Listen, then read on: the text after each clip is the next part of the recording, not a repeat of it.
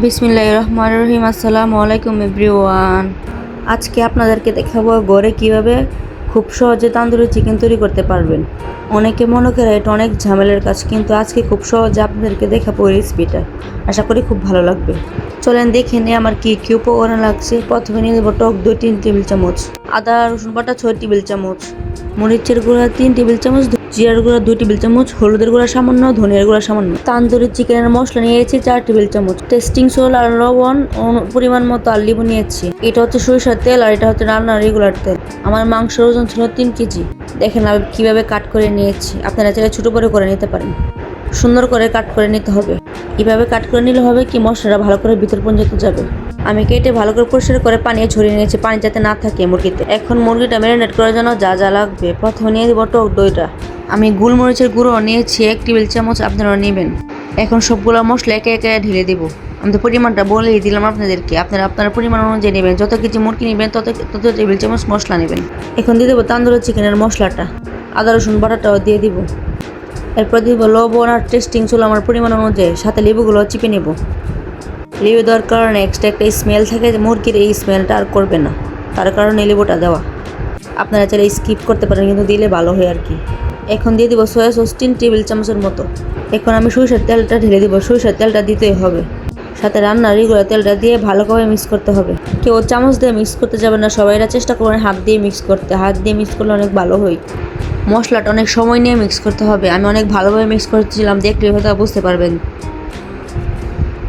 মশলাটা যত ভালোভাবে মাখাবেন খেতে তত মজা হবে। দেখেন আমি কীভাবে মিক্স করে নিচ্ছি মাংসগুলো। মশলা মাখানো শেষ হলে মাংসগুলো সবগুলো দিয়ে একে একে ভালো করে মিক্স করতে হবে। আর এই কাজটা অবশ্যই হাত দিয়ে করতে হবে, কেউ চামচ দিয়ে করতে যাবে না, তাহলে ভালো করে মিক্স হবে না। মাশাআল্লাহ, আমার কালারটা অনেক ভালো আসছিল। দেখেন কত সুন্দর করে আমি মিক্স করে নিচ্ছি। মাংসটা ম্যারিনেট করে আপনারা 5-6 ঘন্টার মতো রেখে দিবেন, যদি আপনাদের হাতে সময় থাকে। আমার হাতের সময় ছিল না, আমি শুধু 2 ঘন্টা রেখেছিলাম। আপনারা দেখে হয়তো বুঝতে পারছেন যে এটা কত ভালো করে মিক্স করতে হবে, তা না হলে মশলা ভিতরে যাবে না, মজা লাগবে না। ফিরে আসলাম 2 ঘন্টা পর, আবার একটু ভালোভাবে মিশিয়ে নিব। এটা যত ভালোভাবে মাখাবেন ততই খেতে মজা হবে।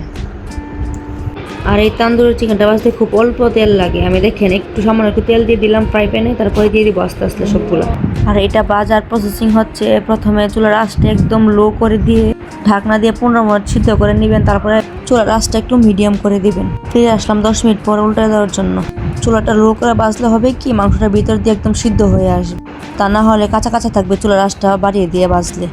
আপনারা আমি যে প্রসেসিংয়ে বলছি এই প্রসেসিংয়ে করবেন, দেখবেন খেতে একদম রেস্টুরেন্টের মতো টেস্ট হবে। ওই পাশটা উল্টে নেওয়ার পরে এখন হালকা একটু মশলা ব্রাশ করে দিব। আমার কাছে ব্রাশ ছিল না, যে চামচ দিয়ে দিচ্ছি। আপনাদের পাশে যদি ব্রাশ থাকে অবশ্যই ব্রাশ দিয়ে দিবেন।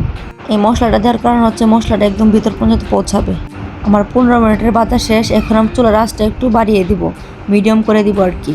এখন মিডিয়ামে রেখে এটাকে একটু ভাজা ভাজা করতে হবে। দেখেন মাশাআল্লাহ, আমার কালারটা কত লোভনীয় আসছে। খেতে অনেক মজা হয়েছিল। আমার তান্দুরি চিকেন প্রায় হয়ে আসছে, আর 5 মিনিট পরে নামিয়ে নিব।